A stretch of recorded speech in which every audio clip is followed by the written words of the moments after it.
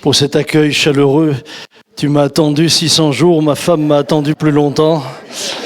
Donc, c'est toujours une joie pour moi d'être de retour à la maison puisque je suis suisse. Ah ouais. Bon, ça fait que 8 ans. Ça fait que 8 ans. Je suis un Suisse d'occasion. Mais j'ai mon passeport, j'ai tout ce qu'il faut pour pouvoir venir habiter ici. C'est également un privilège de voir plusieurs visages que je connais, dont mon ami Eugène avec qui j'étais au Togo. On était ensemble à Lomé, on était dans le nord à Kara, et quelle joie de te voir. Yannick, je suis content de te voir ce soir, sois béni. Et puis certainement d'autres visages. Certains parfois nous connaissent, parce que vous nous voyez sur le net. Nous, on a du mal à voir chez vous. Ce serait intéressant parfois. Un jour, un monsieur m'écrit, il ne devait pas être vraiment croyant, mais il dit « J'apprécie votre messe. C'est la première fois que je peux regarder une messe en direct en buvant une bière et fumer un cigare. » Évidemment, vu sous cet angle-là, mais c'est pas le but. C'est pas le but. Alors ce soir, comme le disait Dieudonné, j'ai amené quelques livres. Il y a un livre que j'emmène toujours, parce qu'il me tient à cœur, c'est celui de mon très cher père. Et c'est vraiment un livre qui a fait énormément de bien à des milliers de personnes. Je ne sais pas, on l'a édité 40 000, 50 000 fois, je ne sais pas combien de fois on l'a édité. Et aujourd'hui encore, il continue à faire du bien. J'ai des personnes qui me disent mais qu'elles ont été bouleversées, des vies transformées. Et c'est simple à lire. Et c'est à la portée de tout le monde.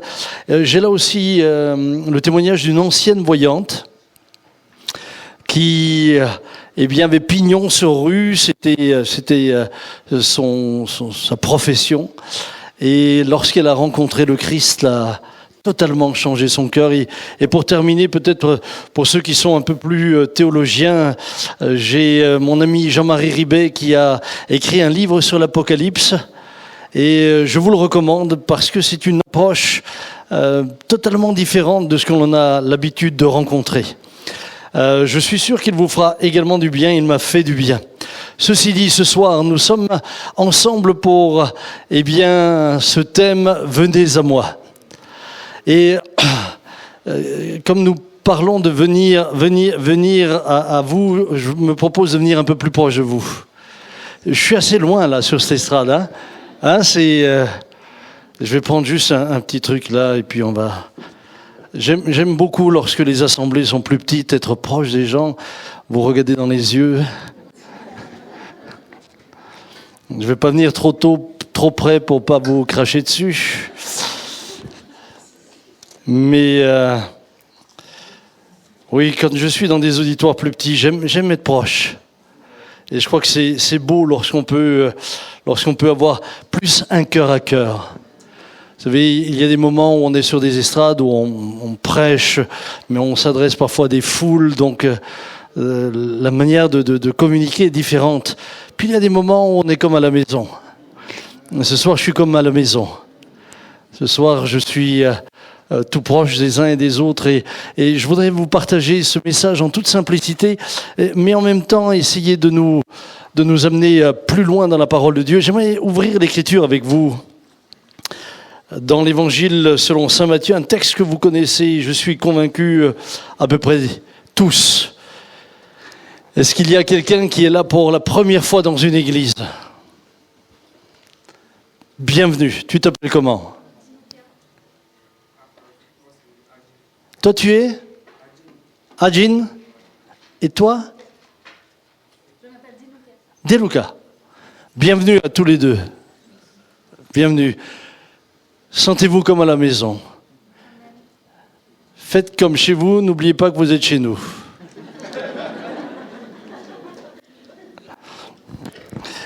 Il y a ce beau texte de l'Écriture qui est une invitation faite par le Christ lui-même, où il dit simplement « Venez à moi, vous tous qui êtes fatigués et chargés, et je vous donnerai du repos. » Alors c'est un texte, je le sais, que nous lisons souvent et que beaucoup ont sûrement déjà médité, mais j'aimerais peut-être aller plus loin avec vous ce soir. Venez à moi, vous tous qui êtes fatigués et chargés, et je vous donnerai du repos. Dans une société où on ne s'est jamais autant reposé, je suis perplexe de voir autant de gens fatigués. Nous, les Français, on est les champions du monde en congés payés. Nous travaillons 35 heures par semaine. Nous avons des semaines de congés et des ponts continuels. Nous venons d'avoir le 1er mai, nous avons fait le pont. Nous venons d'avoir le 8 mai, nous avons fait le pont. Nous, on fait des ponts au-dessus de tout. Et pourtant, on est fatigués. Pourtant, on est fatigués. Et les Français sont les consommateurs les plus importants de calmants au monde. Alors, je me dis, il y a quand même un problème. Il y a certainement quelque chose qui se passe, qui est beaucoup plus profond en nous et dans l'être humain en général, qui nous prive de repos. Et c'est de cela que je voudrais parler ce soir. Jésus dit, venez à moi. Alors je vais introduire très simplement, eh bien, venez, c'est une invitation qui est collective, mais en même temps personnelle. J'aimerais rappeler à chacun d'entre nous, même aux croyants de longue date, que le Christ ne s'impose jamais à nous. Il se propose. L'autre jour, j'avais un jeune homme, la semaine dernière, qui me disait « Je me sens obligé de venir au Christ, il me persécute. » Je lui ai dit « Ça ne doit pas être lui. » Parce que celui que je connais ne persécute personne et ne force personne. Mais il invite. Et ce soir, vous seuls pouvez répondre à l'invitation. Je ne peux pas répondre à votre place. Quand j'ai mal aux dents, je ne peux pas envoyer ma femme chez le dentiste à ma place. Je ne sais pas comment ça se passe ici, à Lausanne. En général, quand tu as mal aux dents, c'est toi qui dois aller avec tes propres dents. Et si tu es fatigué, c'est toi qui dois venir ce soir. Nul ne peut, se substituer à un autre. Nous sommes tous individuels. Nous sommes tous finalement responsables. Car voyez-vous, lorsque nous lisons « Venez à moi », cela semble très naturel, mais en même temps, cela engage la responsabilité de chacun. La réponse à mon besoin sera à la mesure, de ma réponse à l'invitation. Vous n'aurez jamais plus de réponse à votre besoin que vous ne répondez à l'invitation. Jamais. Dieu n'ira jamais plus loin avec vous que vous n'allez avec lui. Et je crois que c'est en introduction important que nous le comprenions. Alors évidemment, il est dit que le Christ dit « Venez à moi ». S'il y en a un qui connaît l'âme humaine, s'il y en a un qui connaît les profondeurs de l'être humain, c'est bien lui.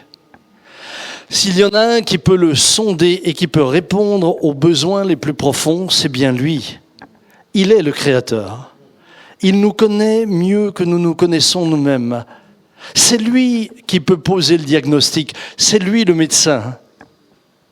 Voyez-vous, le problème que nous avons très souvent, c'est que nous venons nous-mêmes avec nos propres diagnostics. Et nous les imposons à Dieu comme s'il devait lui répondre en fonction du diagnostic que nous avons posé. Lorsque vous allez voir le médecin, normalement, c'est lui qui pose le diagnostic. Et c'est la problématique aujourd'hui avec l'IA. Tout le monde pose son propre diagnostic. J'ai un fils qui est médecin. Il me dit, il n'y a rien de plus terrible que lorsqu'un patient arrive et qu'il me dicte ce que je dois faire et les médicaments que je dois prescrire. J'ai envie de leur répondre, écoutez, allez vous-même chez le pharmacien. Si vous savez de quoi vous avez besoin et que vous avez déjà diagnostiqué, allez-y. Mes amis, et je m'adresse aussi aux croyants de longue date, combien de croyants n'ai-je pas vu venir nous voir, nous les pasteurs, en posant leur diagnostic ? Et puis, ils font leur commande, tu vas prier pour ça, ça, ça et ça. Il n'y a même plus besoin du discernement par le Saint-Esprit. On sait. Le problème, c'est que les diagnostics, quand ils sont faux, vous orientent dans la mauvaise direction. En d'autres mots, vous allez perdre du temps, parfois des années. Parfois, vous allez y perdre votre couple, votre famille. Parfois, vous y perdez votre vie. Un mauvais diagnostic engendre toujours une mauvaise médication. Et une mauvaise médication, eh bien, vous sera néfaste. Je vois des chrétiens passer leur vie à se chasser des démons parce qu'ils sont convaincus qu'ils ont des démons. Et c'est parce qu'ils ont des démons qu'ils sont finalement tourmentés et qu'ils n'ont pas la paix.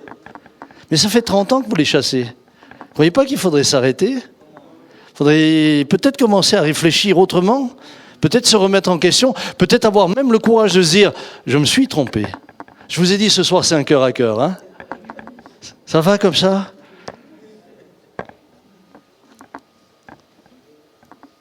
À se remettre en question quand on se trompe depuis 30 ans, c'est difficile. Hein ? C'est difficile parce que parfois, on a le sentiment que c'est toute la vie spirituelle qu'on remet en question. On a le sentiment que c'est toute notre théologie que l'on remet en question.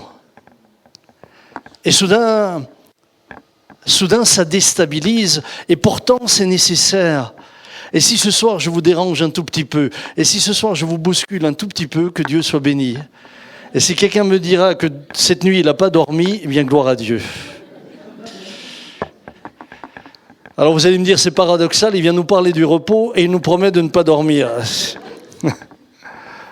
Si c'est parce que votre conscience est travaillée, ou parce que tout simplement votre manière d'envisager votre vie et les problèmes qui vous ont affecté jusqu'à aujourd'hui et vous ont privé de repos, vous remettent en question, je loue Dieu pour cela. Venez à moi, vous tous qui êtes fatigués et chargés. Je voudrais m'arrêter peut-être juste quelques instants sur ce terme fatigué. Étymologiquement, il est intéressant parce qu'il est parent de marteau et de coups. On n'y pense pas comme cela. Hein ? En fait, il était utilisé par les Grecs pour parler beaucoup plus de dépression. Beaucoup plus de fatigue intérieure, bien sûr de fatigue physique, mais aussi de fatigue intérieure.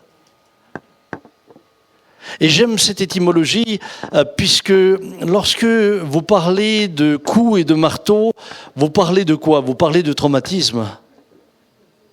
En d'autres mots, le Seigneur est en train de dire à des hommes et des femmes qui avaient été traumatisés par la vie, par des événements dans leur vie, qui les ont bouleversés, qui ont troublé leur manière de vivre et qui les ont amenés à être finalement fatigués intérieurement, désespérés. Venez à moi. Venez à moi. Lorsque vous prenez un coup de marteau, j'espère que vous ne l'avez pas trop vécu, je ne vais pas demander qui a vécu cela, mais si je prends un coup de marteau, il est évident que le risque, c'est par exemple sur ma jambe, que ma jambe soit brisée. C'est ce qu'on appelle un traumatisme. Quand vous avez un traumatisme, que se passe-t-il ? Eh bien, vous ne pouvez plus fonctionner comme avant. Vous avez les deux jambes. Dans l'absolu, vous avez tout ce qu'il faut, mais quelque chose est cassé. Et parce que quelque chose est cassé, vous ne pouvez plus fonctionner comme avant. Vous ne pouvez plus courir, vous ne pouvez plus monter aux arbres, vous ne pouvez plus travailler, vous ne pouvez plus aller au même rythme que les autres. Soudain, vous vous rendez compte que les autres avancent et vous traînez la patte. Et vous n'arrivez pas à aller aussi vite qu'eux. Et puis vient ce sentiment de solitude. Vient parfois ce sentiment d'abandon. Pourquoi ? Mais parce qu'il y a un traumatisme. Le problème, c'est que le traumatisme duquel parle Jésus là, c'est souvent un traumatisme intérieur. Ça ne se voit pas. C'est pas marqué cœur brisé. C'est pas écrit, vous ne promenez pas avec une pancarte. Pourtant, votre manière de fonctionner en fera la démonstration. Votre manière de vivre montre qu'il s'est passé quelque chose qui a amputé votre vie et qui vous a enlevé le repos. Je vais être concret. J'ai la joie d'être marié depuis 42 ans à une femme merveilleuse. Elle est merveilleuse puisqu'elle me supporte. Sincèrement. Ce soir, je lui ai écrit en lui disant « Merci, mes chemises sont toujours impeccablement repassées. » Et puis, évidemment, nous avons eu la grâce d'avoir ensemble 6 enfants. Et là, je viens d'avoir mon 19e petit enfant. N'ayez. Non, quand les gens font oula, oula, je vois déjà qu'ils s'imaginent que je vais prendre une offrande pour Noël. Mais non, soyez tranquilles. En juillet, normalement, nous recevons notre 20e. J'ai dit à mes enfants, dans une autre vie, on devait être des lapins. Pour nous multiplier aussi rapidement. Mais voyez-vous, la vie de mon épouse n'a pas été très simple. Pourquoi n'a-t-elle pas été très simple? Mais parce que sa mère, sa maman, ma belle-maman, qui maintenant est déjà décédée depuis plusieurs années, avait vécu un traumatisme. Mais un traumatisme qu'elle n'a pas choisi. D'ailleurs, très souvent, un traumatisme, on ne le choisit pas. C'est rare, les gars, qui se mettent des coups de marteau eux-mêmes. Et quand ils le font, c'est qu'ils sont bien malades. Enfin, chez vous, ça a l'air normal. Personne n'a idée de se faire du mal à lui-même. Les traumatismes que nous avons sont souvent des événements que nous n'avons pas forcément choisis, mais subis. Certains, bien sûr, nous les subissons parce que nous avons fait de mauvais choix, c'est différent. Je le dis également, parce qu'il y a tous ceux qui pensent qu'ils sont toujours victimes de quelqu'un, alors qu'ils se sont mis eux-mêmes dans des états où finalement ils sont en train de récolter ce qu'ils ont semé. Mais là, en l'occurrence, ce n'était pas le cas. Et si vous le permettez, quelques instants, je vais vous expliquer ce qui s'est passé. En fait, à cette époque-là, il y avait des maisons particulières où les mamans accouchaient. Et dans cet endroit-là, il y avait une sage-femme et sa nièce qui travaillaient, mais il y avait conflit entre la tante et sa nièce. Et il y avait conflit tout simplement parce que sa tante, la nièce trompait sa tante avec son oncle. Vous savez, le péché, que vous le vouliez ou non, traumatise toujours. Mais jusque-là, ma belle-mère n'a rien à voir avec tout ça. C'est un bébé. Pour se venger de la tante, la nièce va volontairement échanger de bébé. Mais personne ne le sait. Suivez-moi bien. 7 ans plus tard, à Mulhouse, dans un autobus, c'était encore le tram à cette époque-là. Tram qu'ils ont arrêté puis qu'ils ont remis des années plus tard. Une jeune femme de 18 ans est là avec son petit frère. Et puis elle a en face d'elle une dame plus âgée avec une petite fille de 7 ans. Et lorsqu'elle voit la petite fille, elle dit « Mais c'est pas possible, c'est ma sœur ». Et cela a déclenché finalement une remise en question et un doute. Une enquête a été faite et c'est là, 7 ans plus tard, que l'on a constaté ce qui s'était passé 7 ans plus tôt dans cette pouponnière. Et donc les enfants, il y a eu un jugement. Au moment du jugement, celle qui avait échangé les enfants, la jeune femme, s'est pendue. Et ma belle-mère, qui avait 7 ans, et l'autre petite fille vont se retrouver changer de prénom et changer de famille. C'est-à-dire que d'un jour à l'autre, au lieu de s'appeler Liliane, elle s'appelait Huguette. Et au lieu d'être dans une famille avec 2 enfants, elle était dans une famille avec 8 enfants. Et l'autre petite fille, qui s'appelait Huguette, qui s'appelait Liliane, s'est retrouvée à s'appeler Huguette. Et au lieu d'être dans une famille avec 8 enfants, elle s'est retrouvée avec un frère. Et dites-vous que j'ai connu chacun d'entre eux. Aujourd'hui, ils sont déjà tous près du Seigneur. Mais j'ai connu chacun d'entre eux. Et j'ai vu ce que ça a produit sur ma belle-mère.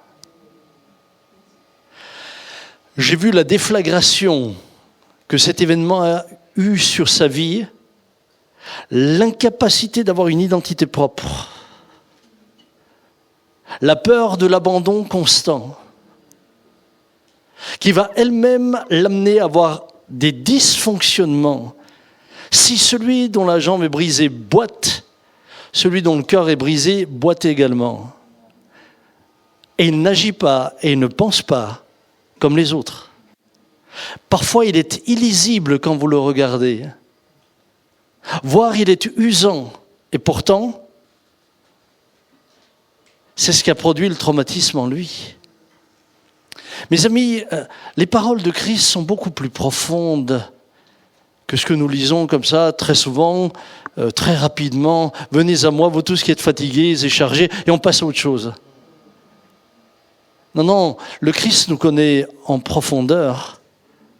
Lorsqu'il utilise ce terme et cette étymologie derrière ce terme, c'est parce qu'il vous connaît individuellement, bien plus profondément que vous ne pouvez l'imaginer. Il dit « Venez à moi, vous tous qui êtes fatigués et chargés ». Et voyez-vous, ce qui est intéressant, c'est que lorsque Jésus parlait, très souvent, il prenait des images de ce qu'il y avait autour de lui. On retrouve très souvent cela dans les paraboles, etc. Lorsqu'il emploie le terme « chargé », à cette époque-là, lorsque l'on voulait déplacer ou transporter quelque chose, on utilisait non pas une camionnette ou un Fenwick, il n'y en avait pas. On utilisait des animaux, et en particulier des ânons. Pour ceux qui ont voyagé quelque peu au Moyen-Orient, en Afrique, etc., vous trouvez encore souvent ce mode de transport. Et à Kinshasa, j'en ai pas vu beaucoup, à Kinshasa. Non, mais au Sénégal, oui, au Moyen-Orient, j'en ai vu souvent. Et voilà ce qui est intéressant, c'est que très souvent, les mauvais propriétaires ou méchants propriétaires chargeaient leurs ânons au stade où l'ânon n'arrivait plus à soulever la patte pour avancer. D'ailleurs, j'ai un de mes amis qui vient de Suisse. Lorsque j'en avais parlé un jour, il me dit « Mais Samuel, tu sais que j'ai vu cette scène-là. J'étais au Moyen-Orient et en descendant du bus, il y avait un petit ânon qu'ils avaient tellement chargé que la colonne vertébrale a cédé et ils ont dû l'abattre devant le bus. » Ce que je vous dis donc là, c'est une pratique qui n'est pas exceptionnelle. Alors que fait le propriétaire qui a chargé l'ânon au-delà de sa force? En général, il entretient une plaie sur la bête et c'est en enfonçant un bâton dans la plaie que la douleur fait avancer l'animal. Et finalement, tu n'avances plus que par la douleur. C'est exactement ce qui se passe pour ceux qui sont fatigués. Très souvent, c'est plus que la douleur qui fait avancer. Mais cette même douleur vous use, cette même douleur vous désespère, cette même douleur vous fatigue moralement, vous fatigue intérieurement, vous fatigue physiquement. Je rencontre des gens fatigués physiquement, non pas à cause des efforts qu'ils font, c'est parce qu'ils sont intérieurement fatigués. Et c'est là que Jésus nous interpelle en disant « Mais vous qui êtes fatigués et chargés, venez à moi et je vous donnerai du repos. » Soudain, le repos, arrivé à ce stade-là, peut prendre la forme d'une guérison au fond de soi-même. Le repos, c'est de l'espérance. Le repos, c'est une autre vie. Le repos, c'est un changement profond. Le repos, c'est une autre vision même de la manière dont vous avez vécu jusqu'à aujourd'hui. Un changement possible. Changer, est-ce possible? Oui, c'est possible. Oui, c'est possible. Est-ce que vous me suivez encore? Est-ce qu'on peut continuer? Faut-il faire une votation? Ah, c'est avec vous, chers amis suisses, que j'ai appris à voter. Hein. Nous, les Français, la dernière fois qu'ils nous ont demandé notre avis lors d'un référendum, c'est il y a 20 ans. Et on a voté blanc et ils ont fait noir. Ils n'ont absolument pas tenu compte de ce qu'on a voté. Moi, je me souviens, quand je suis devenu suisse, ma première votation, je l'oublierai jamais. Jamais. Écoutez bien. La question était, faut-il couper, oui ou non, les cornes aux vaches ? Tu m'avais dit que j'allais voter une fois pour un truc pareil dans ma vie.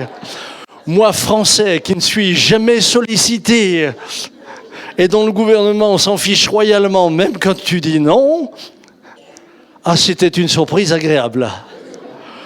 Donc maintenant, dans mes soirées, je prends l'habitude de faire des petites votations pour être sûr de vous avoir tous avec moi. Si nous avons pu poser un diagnostic, j'aimerais vous dire qu'il y a également, maintenant, un chemin vers la guérison. Et j'aimerais que vous puissiez me suivre quelques instants, parce que là aussi, vous verrez que les étapes sont très souvent un peu plus profondes que simplement le texte que nous lisons. Luc 4, verset 14. Si vous avez votre Bible, est-ce que les chrétiens fermiers ont leur Bible ce soir ? Levez voir la main. Ah, c'est écrit là-bas. Ouais, c'est pratique, hein ?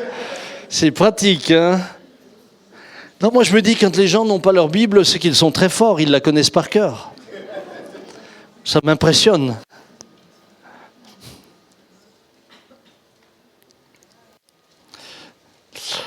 Jésus, revêtu de la puissance de l'Esprit, retourna en Galilée et sa renommée se répandit dans tous les pays d'alentour.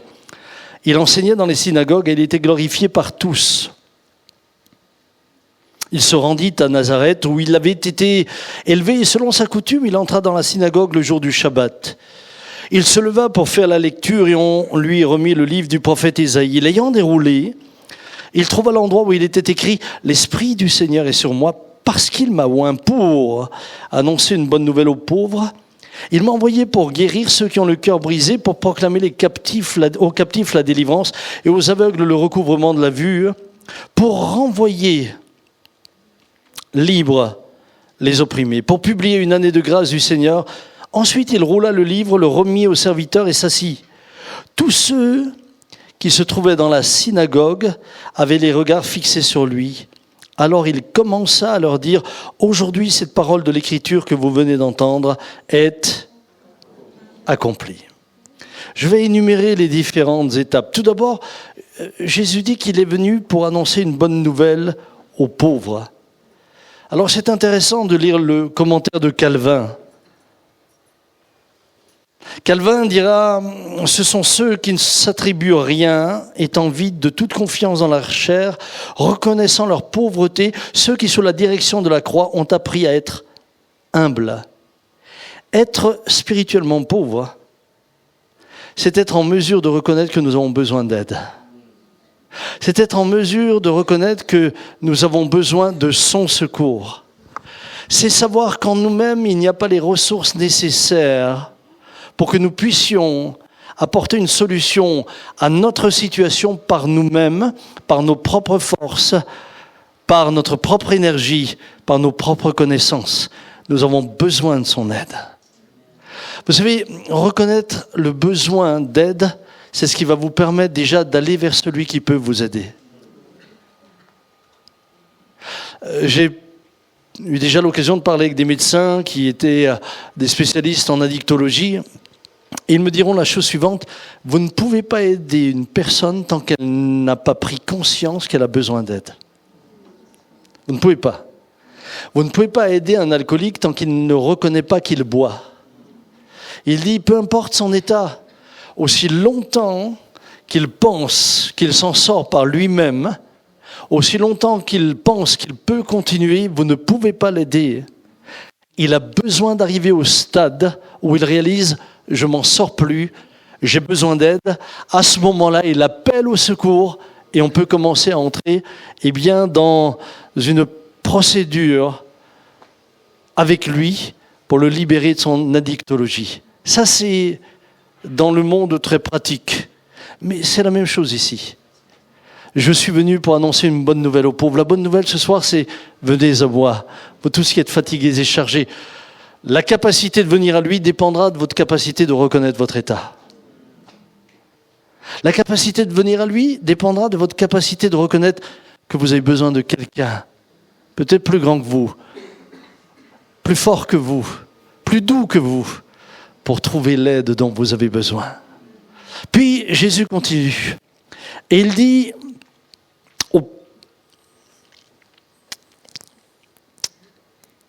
je suis venu pour guérir ceux qui ont le cœur brisé. J'aimerais que nous définissions tout d'abord ce que la Bible appelle le cœur. Psaume 119, verset 11, « Je serre ta parole dans mon cœur afin de ne pas pécher contre toi. » C'est assez étrange. David montre que le comportement dépend de ce qui est dans le cœur. Quand la Bible parle du cœur, elle parle de quoi ? De quoi parle la Bible quand elle parle du cœur ? Très souvent, nous avons résumé ça à notre petit muscle physique qui se trouve là, du côté gauche. C'est pareil chez vous, hein ? Vérifiez. Non, si jamais il est à droite, vous ferez partie des particuliers. Le cœur est ce qui nous définit, c'est le siège de nos pensées, de nos émotions, de notre intelligence. Or, le siège de l'affection et de l'entendement, ce n'est pas le cœur physique, c'est votre cerveau. Et nous, chrétiens, on a toujours du mal à parler de notre cerveau. On a tellement spiritualisé tout qu'on est parfois devenu, comment dirais-je, presque déconnecté de la réalité.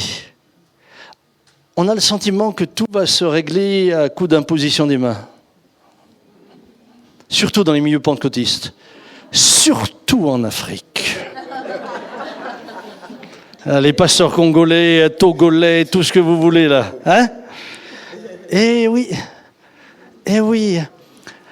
On est très souvent, finalement, déconnecté de ce qui va aussi appeler notre propre engagement. Il y a une espèce de, entre guillemets, magie spirituelle. C'est presque devenu magique. Frère, j'ai un mauvais caractère, priez pour moi. Ah ouais, ting! Écoutez, si ça marchait, ça fait longtemps que j'aurais prié pour ma femme. Bon, hein? Mais non, comme elle n'est pas là, il faut que j'en profite.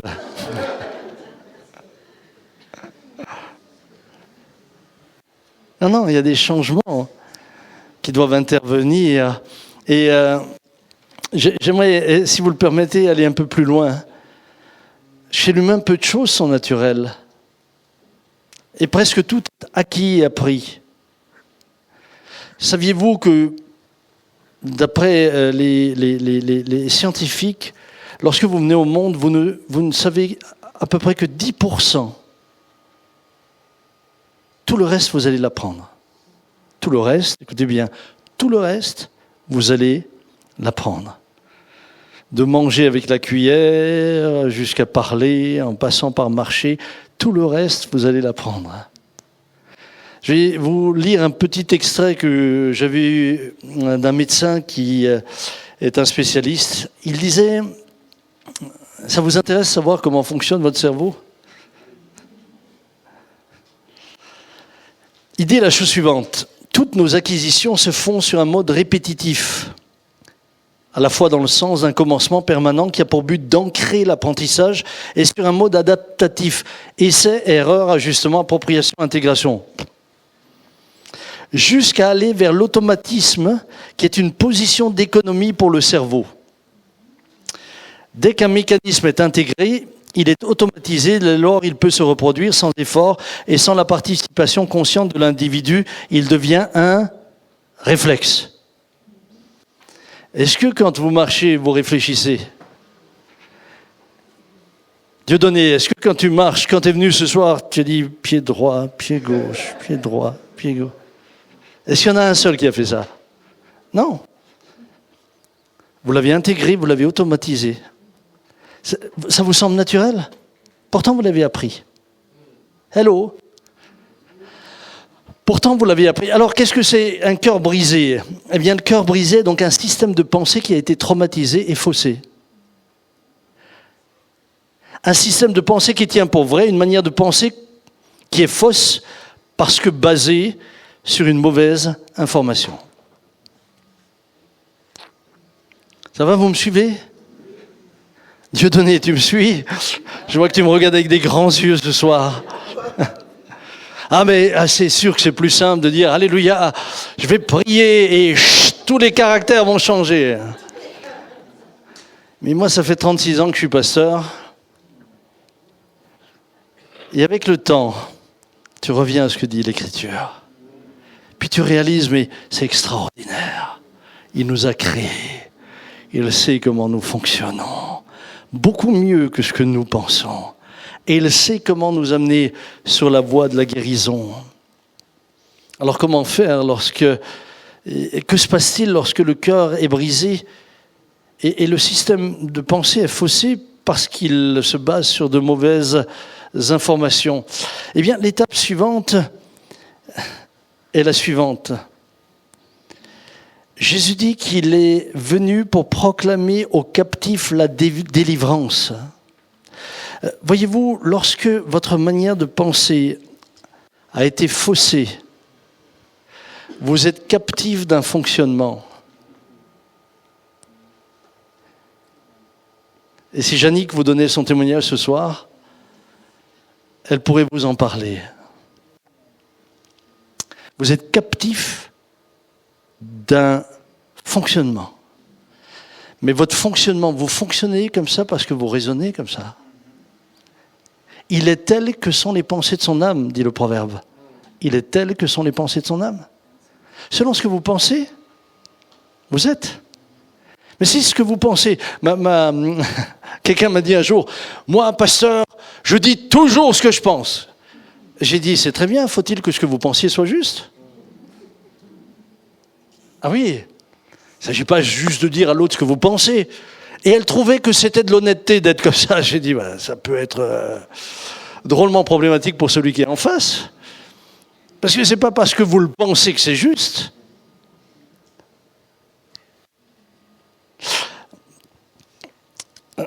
Comment fonctionnons-nous? Comment croyons-nous? Que croyons-nous? Quel est notre système de croyance? Il y a ce que nous croyons de manière objective, c'est-à-dire ce que l'on peut vérifier. Vous avez été à l'école comme moi, et puis 2 pommes plus 2 pommes, ça fait 5 pommes. Oui, bien sûr, c'est ça. Ça fait 4 pommes. 2 pommes plus 2 pommes, ça fait 4 pommes. Ça, c'est objectif. Je le crois, j'en ai la démonstration, il n'y a pas besoin de me convaincre, je l'ai devant les yeux.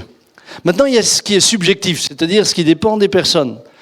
Tiens, il y a un jeune homme qui est... Allez, un jeune, il a l'air en forme, lui. Si vous lui dites, est-ce que tu peux grimper cet arbre? Lui, tu t'appelles comment? Salvatore. Salvatore va vous dire, mais oui, c'est évident, je grimpe. Si vous me dites à moi, est-ce que tu peux grimper cet arbre? Je dis, je crois pas. Salvatore, il va, face au même arbre, lui va croire que oui, moi non. Pourquoi? Ben, regardez la différence. Il est plein de force, il est musclé, il est jeune. Chacun va donc analyser la situation de l'endroit même où il est. Et c'est en fonction de ça qu'il va, oui, pouvoir croire ou pas croire. Et puis ensuite, il y a tout ce qui touche à nos sentiments, tout ce qui touche à nos émotions. C'est fou ce que... Et j'ai rencontré énormément de gens comme ça. Nous croyons en fonction de ce que nous ressentons. Je crois que cette personne m'aime simplement parce qu'elle manifeste quelques gestes de sympathie. Mais au fond, j'en sais rien. C'est parce que je le ressens comme ça. Je le ressens comme ça. D'ailleurs, vous avez des personnes qui sont... Des personnes qui ne fonctionnent presque que comme ça. En fonction de ce qu'ils sentent.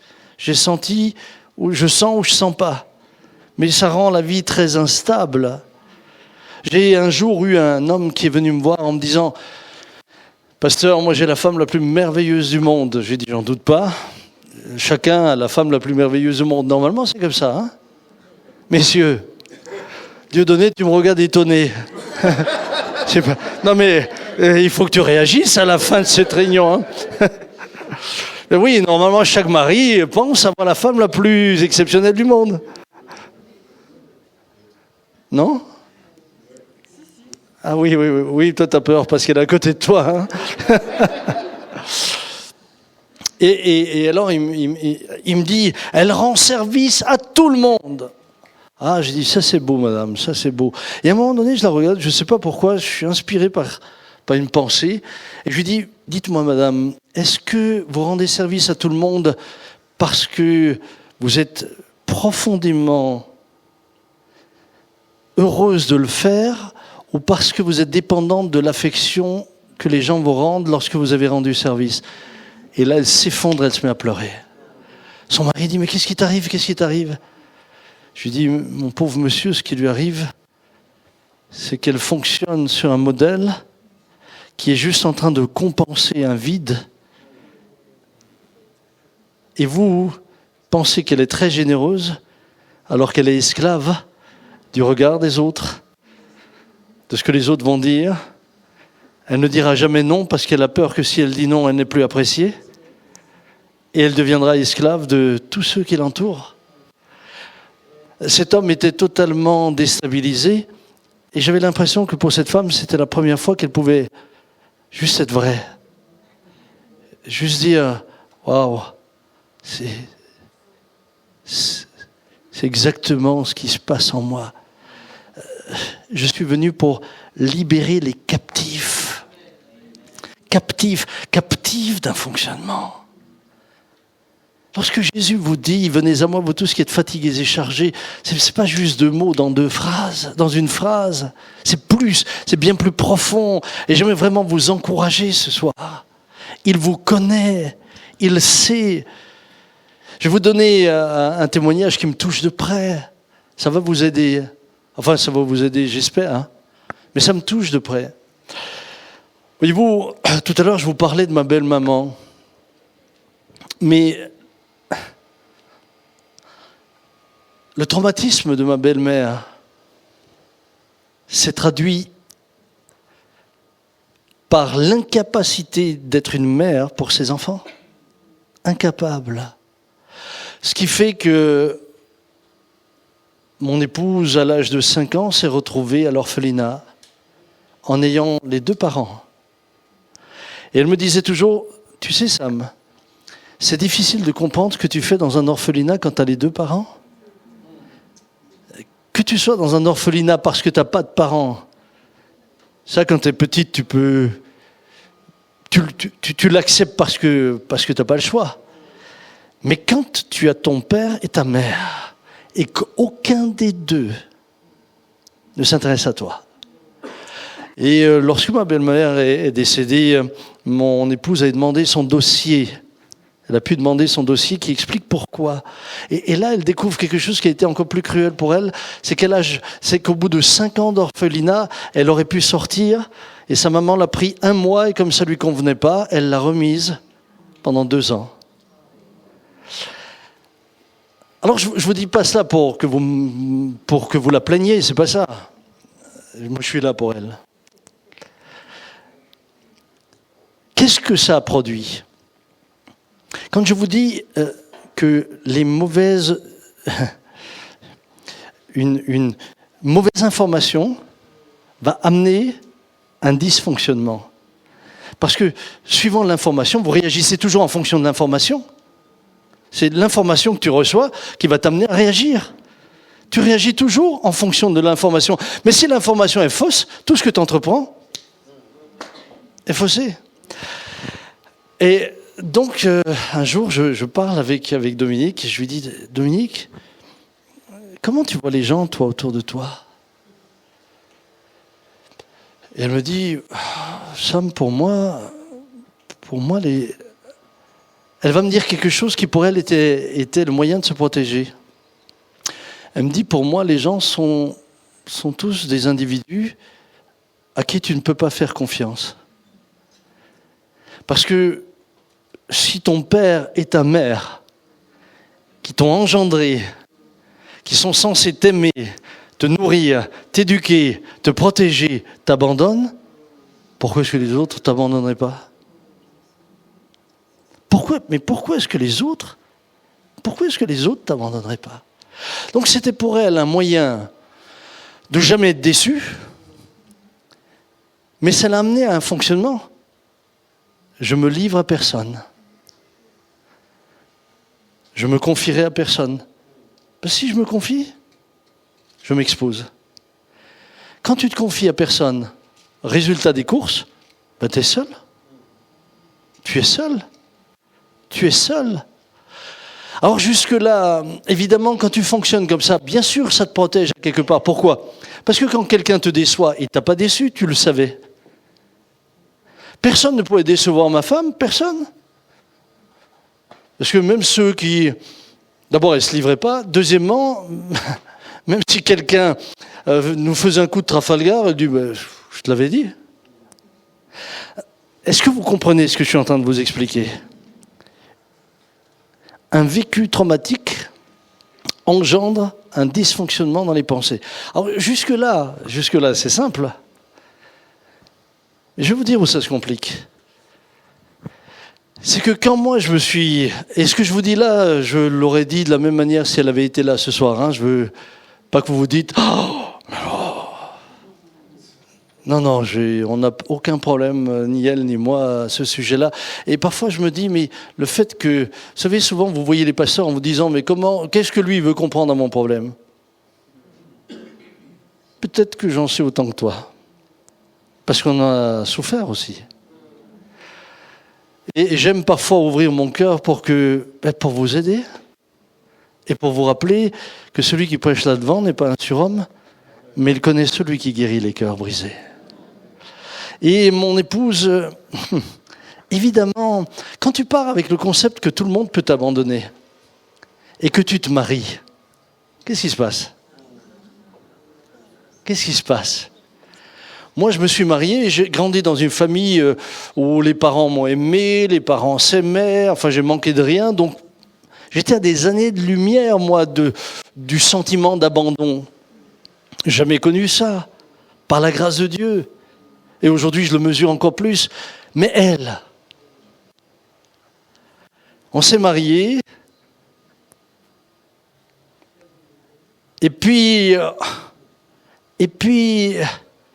petit à petit, eh bien, l'angoisse que je la trahisse a pris le dessus et a contrôlé sa vie. Et ça s'est transformé en une jalousie maladive. Il y a des femmes qui ont des maris jaloux. Elles peuvent même plus vivre, pas sortir. Elles sont sujettes à de la violence. Ça a faussé tout notre fonctionnement de couple. Je peux vous dire aujourd'hui, si nous sommes ensemble après 42 ans de mariage, c'est parce que celui qui dit « Venez à moi, vous tous qui êtes fatigués et chargés » était dans notre vie. Sinon, on ne serait plus là. Donc, comment ça fonctionnait? Eh bien, évidemment, quand je rentrais le soir, au début, t'es jeune marié, tout, tu racontes tout. Hein? Ce soir, il est terrorisé, il est là, oui. Pauvre Dieudonné. Il va dire, heureusement qu'il est là qu'un soir, hein, parce que 2 soirs, je meurs. Quand je rentrais le soir, il me disait, alors ta journée? Je dis, ouais, super. T'as rencontré qui? Ah, mais j'ai rencontré Jacques, j'ai rencontré Monique, Chantal. Ah ouais, qu'est-ce qu'elle voulait? Non, rien, comme ça. Pourquoi elles avaient besoin de parler avec toi? Mais, comme ça, on a bu un café. Ah, en plus de ça, vous avez bu un café ensemble.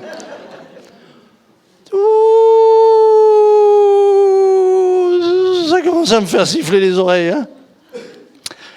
Et puis, j'ai eu droit à quelques scènes comme ça. Là, je suis gentil. Hein. Dans mon explication, je suis soft. Très soft. Et puis arrive un jour où j'ai compris comment ça fonctionne. Parce qu'au bout d'un moment, le conjoint, il comprend comment ça fonctionne.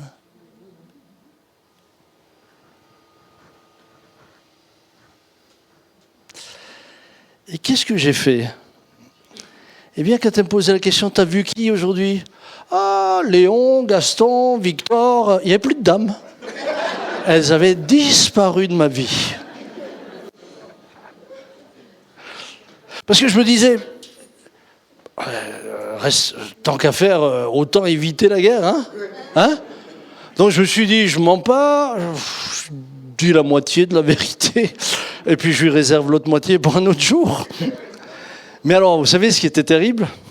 C'est que je lui disais pas, et dans la semaine, elle rencontrait Marguerite qui lui disait, tiens, hier j'ai vu ton mari.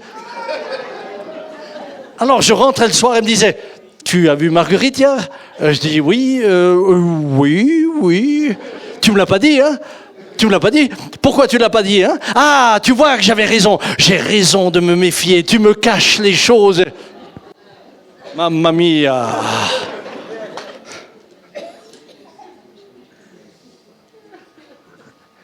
Est-ce que vous comprenez ? Le problème, c'est que Jésus dit qu'il amène aux aveuglements le recouvrement de la vue. Le problème, c'est que ceux qui ont été traumatisés comme cela sont aveugles sur leur propre fonctionnement et ne réalisent pas ce qu'ils engendrent autour d'eux. Si nous n'avions pas eu le Christ, probablement que je n'aurais pas tenu, j'aurais quitté ma femme. Qu'est-ce qui se serait passé chez elle ? Cela aurait conforté la certitude, tu peux faire confiance à personne, même pas celui avec qui tu as eu tes enfants. Et pourtant, la vie de l'autre devient impossible. La vie de celui qui est à côté de vous, elle devient insupportable. Que ce soit un homme ou une femme, il n'en peut plus. Il va essayer de te raisonner, mais tes angoisses, tes peurs, ce que tu as vécu sont tellement plus fortes que cela reprend le dessus. Et cela t'enferme dans une logique de destruction, dont tu as toujours l'impression d'être la victime, alors que tu en es à l'origine. Ça va, vous me suivez encore ? Je ne vais pas aller beaucoup plus loin. Hein ? Mais lorsque Jésus dit qu'il est venu pour ouvrir les yeux aux aveugles, c'est intéressant de se poser la question, mais comment se développe le comportement en général ? Comment avons-nous acquis les choses que nous avons acquises ? Parce que très souvent, nous avons le sentiment que ça fait partie de nous, de notre caractère. Au bout d'un moment, mon épouse disait, mais je suis comme ça. Je suis comme ça. Vous l'avez intégré. Ça, c'est moi. Si tu me prends, c'est avec tout ça. Est-ce que vous l'avez... Est-ce que c'est vous ? Ou est-ce que ça s'est construit en vous ? Petit à petit. Les 4 phases de l'apprentissage, je ne sais pas si vous les connaissez, mais je vais vous les dire rapidement. Je vais pas vouloir perdre Dieudonné. Les 4 phases de l'apprentissage, c'est 1, je ne sais pas que je ne sais pas. 2, je sais que je ne sais pas. 3, je sais que je sais. 4, je ne sais plus que je sais. Et là, j'ai perdu 95% de l'auditoire. Tu m'as suivi, Dieudonné ? Non, ça ne m'étonne pas. Je ne sais pas que je ne sais pas. Tiens, le bébé, il ne sait pas qu'il ne sait pas marcher. Il ne sait pas qu'il ne sait pas. Mais un beau jour, il voit que les autres marchent. Tout d'un coup, il prend conscience. Je sais que je ne sais pas marcher. Qu'est-ce qui va se passer? Il apprend à marcher. Nous, on a aidé 6 gamins à marcher. Il apprend à marcher. Puis, au début, il sait qu'il ne sait pas marcher, donc il est prudent. Et puis, on lui double les couches, parce que ça se passe toujours dans le même sens. Hein? OK? Et puis, au bout d'un moment, il prend de l'assurance. Et maintenant, il sait qu'il peut marcher. Donc là, il te traverse la pièce, il te tire les nappes, et tu te dis, pourquoi je lui ai appris à marcher? Pourquoi je lui ai appris à marcher? Maintenant, il sait qu'il sait marcher. Et puis, je vous l'ai dit tout à l'heure, hein, il automatise la marche. OK? C'est-à-dire, il ne réfléchit plus à ce qu'il fait. Et à ce moment-là, il ne sait plus qui c'est. Parce que c'est intégré. Ça fait partie de lui. Il marche, ça fait partie de lui. Il l'a intégré entièrement. Le problème, c'est qu'avec tout ce qui brise nos cœurs, c'est la même chose. Ma petite Dominique, elle avait intégré le fait que être jalouse, ça faisait partie d'elle-même. C'est son identité. Elle l'avait intégré. Elle l'avait intégré comme faisant partie d'elle. Et elle avait surtout intégré le fait que je ne serai jamais autrement. Jusqu'à ce qu'elle ait compris que les choses peuvent changer. Parce que de la même manière que les choses se sont construites et automatisées en toi jusqu'au stade où ça fait partie de toi, bien maintenant, Jésus va venir. Et c'est pour cela que David dira « Ta parole est une lampe à mes pieds et une lumière sur mon sentier. » Elle va t'enseigner à penser selon Dieu. C'est pour ça qu'il est le seul à pouvoir te guérir. Parce que lui sait très bien comment tu fonctionnes. Il sait très bien quelles sont les étapes par lesquelles tu as passé et il sait très bien ce dont tu as besoin pour changer. Il va intervenir de manière miraculeuse là où tu as besoin d'un miracle. Mais là où tu as besoin de participer, il ne le fera pas à ta place. Regardez combien de fois dans la Bible il est dit « Efforcez-vous d'eux ». Efforcez-vous. Si tout était magique et automatique, pourquoi faudrait-il s'efforcer à quoi que ce soit? Si tout se passait juste par pouf. Moi je crois à l'imposition des mains. Et on priera pour les malades ce soir. Et je me réjouis de tout cœur. Mais je crois également qu'il nous faut intégrer la parole de Dieu pour guérir. Il n'y a pas un médicament plus puissant.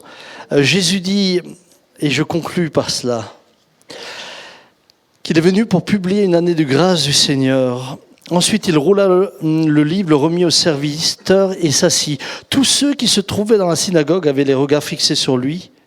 Alors il commença à leur dire, « Aujourd'hui, cette parole de l'Écriture que vous venez d'entendre est accomplie. » Vous savez que l'année de grâce du Seigneur, eh bien, c'était l'année où les esclaves étaient rendus libres.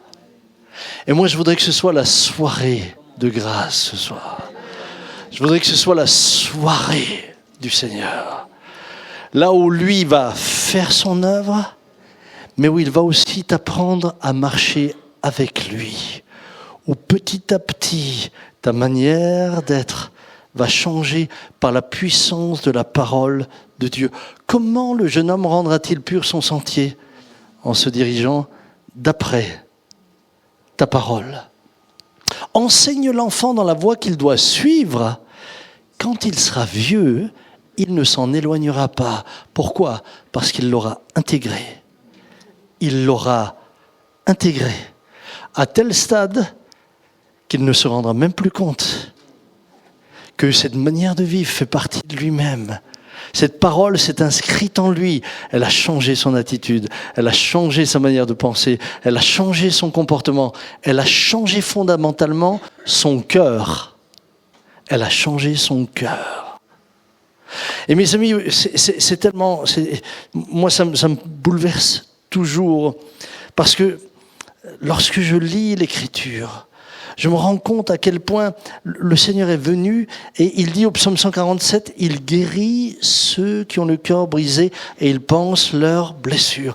Avez-vous remarqué que les gens qui ont un traumatisme doivent ensuite, une fois qu'ils sont guéris, ils vont en réadaptation.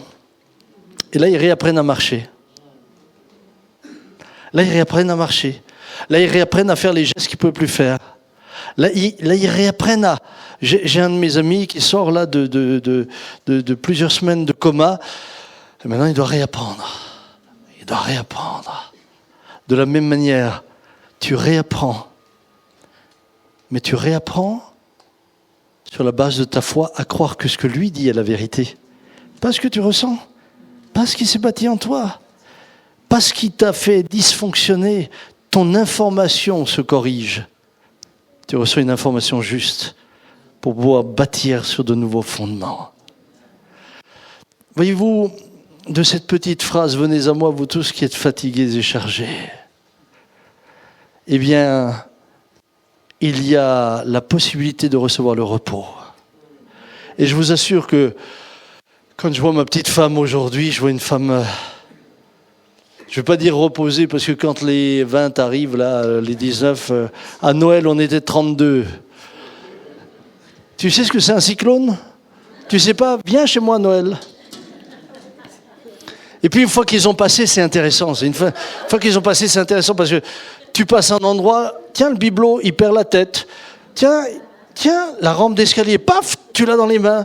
Tiens, la poignée, tu l'as dans les mains. Mais ils sont malins, ils remettent tout en place. Ça tient tout juste. Ils te remettent tout. Et une fois qu'ils sont partis, tu prends la poignée. Tu veux te tenir à la rampe. Aujourd'hui, je voyage beaucoup. Je rencontre toutes sortes de gens. J'ai des entretiens avec des hommes, avec des femmes. Dominique est tranquille. Elle est en paix. Elle est en paix. Pourquoi ? Ça a changé. Je dis là, ça a changé là. Ça a changé dans son cœur. Et alors quand parfois parfois je la taquine, je dis, et alors si jamais ? Elle me dit, t'iras en enfer. Donc elle me guérit tout de suite. Je vous le dis pour sourire, mais vous savez, vous savez que ça a changé ma vie ? Sa guérison à elle, ça a changé ma vie. Maintenant que je rentre, je peux parler de tout le monde. Tiens, j'ai vu Marguerite, j'ai vu Jannick, j'ai vu Dieudonné. Bon, avec Dieudonné, il n'y a pas de risque. Hein. J'ai vu un tel, j'ai vu une telle.